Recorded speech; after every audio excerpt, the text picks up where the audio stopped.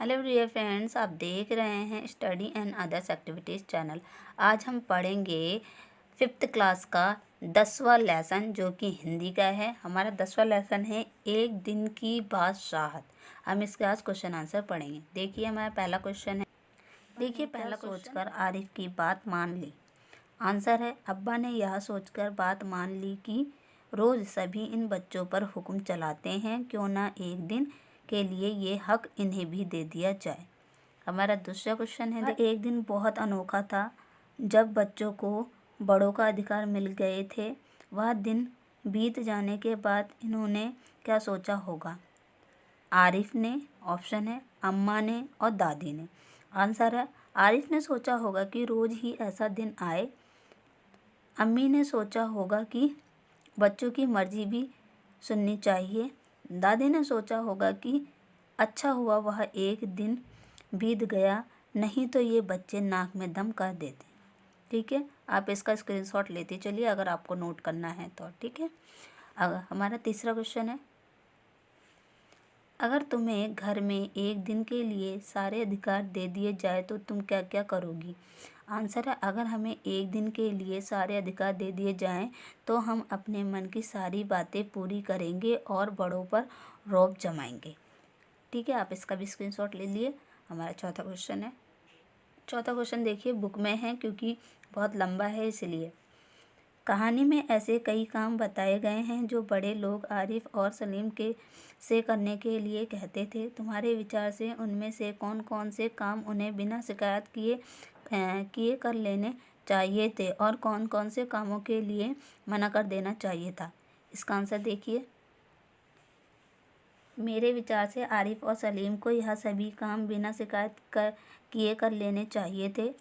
पहला, रात को जल्दी सोने और सुबह जल्दी उठने का काम। दूसरा है घर में शांति से रहने का काम। तीसरा है कम जेब खर्च में ही संतुष्ट रहने का काम। ठीक है, मेरे विचार से उन्हें इन सभी कामों को करने से मना कर देना चाहिए। बेकार के कपड़े पहनने से, मिर्ची के सैलन खाने से। ठीक है, हमारा पांचवा क्वेश्चन है, तुम्हारे विचार से वे कौन कौन सी तरकीबें सोचते होंगे? आंसर है, वह सोचते होंगे कि घर के बड़े लोगों को कैसे समझाया जाए जिससे कि वे उन पर इतनी अधिक पाबंदियां नहीं लगाएं। हमारा 6 क्वेश्चन है, आप स्क्रीनशॉट लेते चलिए। कौन सी तरकीब से उनकी इच्छा पूरी हो गई थी? आंसर, उन्होंने अब्बा से दरख्वास्त पेश की कि एक दिन उन्हें बड़ों के सारे अधिकार दे दिए जाएं और सब बड़े छोटे बन जाएं। ठीक है, हमारा नेक्स्ट क्वेश्चन है, क्या तुम उन दोनों को इस तरकीब से भी अच्छी तरकीब सुझा सकती हो? आंसर है, उन दोनों ने जो तरकीब अपनाई वह ही सबसे अच्छी है, क्योंकि उस तरकीब से बड़े लोगों को एहसास हो गया था। ठीक है, आप स्क्रीनशॉट ले लीजिए। नेक्स्ट क्वेश्चन है, अम्मी के अधिकार किसने छीन लिए थे? आंसर है, आरिफ और सलीम ने अम्मी के अधिकार छीन लिए थे। ठीक है, आप स्क्रीनशॉट ले लीजिए। क्या उन्हें अम्मी के अधिकार छीनने चाहिए थे? आंसर है, कायदे से तो उन्हें अम्मी के अधिकार नहीं छीनने चाहिए थे। देखिए, आप लोग वीडियोस तो देखते हैं बट आप लोग चैनल सब्सक्राइब नहीं करते, ना ही आप लोग लाइक करते हैं, तो हमें कैसे पता चलेगा हम इतनी मेहनत कर रहे हैं तो हमारी वीडियो आपको पसंद आ रही है नहीं आ रही है? तो प्लीज़ हमारे चैनल को सब्सक्राइब कीजिए और बेल आइकन दबाना ना भूलें, कि ताकि जब भी मैं वीडियोज़ अपलोड करूँ उसका सबसे पहले नोटिफिकेशन आपको जाए। ठीक है, चलिए तो अब हम आगे बढ़ते हैं। नेक्स्ट क्वेश्चन है हमारा, उन्होंने अम्मी के कौन कौन से अधिकार छीने होंगे? आंसर है, डांटने का अधिकार, अपना मनपसंद भोजन बनाने का अधिकार, नेक्स्ट पाबंदियाँ लगाने का अधिकार। ओके, नेक्स्ट क्वेश्चन है, बादशाहत क्या होती है? चर्चा करो। तो आंसर है, बादशाह शब्द बादशाह से बना है। इसका अर्थ होता है बादशाह द्वारा अपने राज्य में अपनी मर्जी के अनुसार हुकूमत चलाना। देखिए, बादशाहत का मतलब क्या होता है? देखिए, मैं बहुत सिंपल तरीके से बताऊँगी। देखें, हमारे घर में जो होते हैं, हमारे घर के मुखिया कौन होते हैं? पापा होते हैं। तो पापा के अकॉर्डिंग सारा काम होता है ना घर में, ऐसा करना है, वैसा करना है। तो हम लोग क्या है, उनके नीचे काम करते हैं। मम्मी पापा जो कहते हैं हम उनका काम करते हैं ना। तो हुकूमत किसकी चल रही है? हमारे पापा की चल रही है, ठीक है ना। मम्मी भी पापा का ही कहना मानते हैं, तो इसको कहते हैं हुकूमत। ऐसी जो राजा होता है, वो राजा पूरे राज्य पे राज्य करता है, उसकी हुकूमत पूरे शहर के लोग मानते हैं, उसी को बादशाहत कहा जाता है, ठीक है।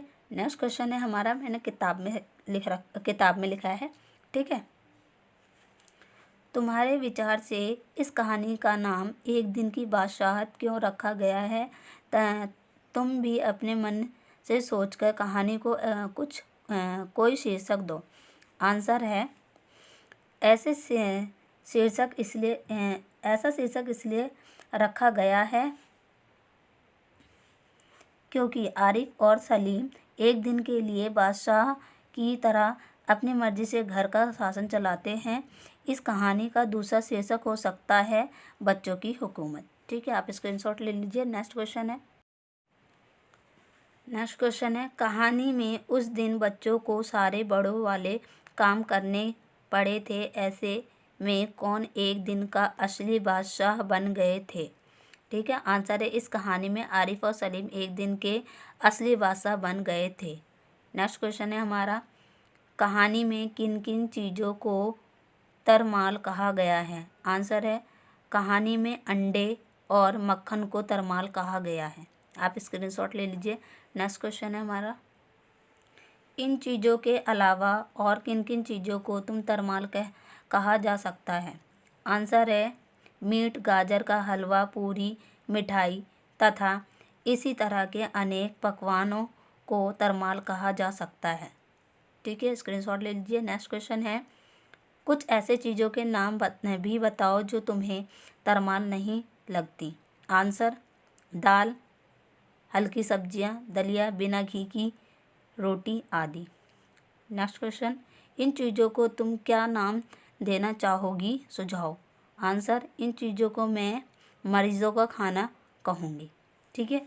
तो ये थे हमारे 2 दिन के बादशाहत के क्वेश्चन आंसर। आप इन सब का स्क्रीनशॉट ले लीजिए वीडियो रोक के। और मेरी वीडियो आपको अच्छी लगे तो प्लीज़ मेरे चैनल को सब्सक्राइब कीजिए और लाइक, कमेंट, शेयर करना ना भूलें। Thank you.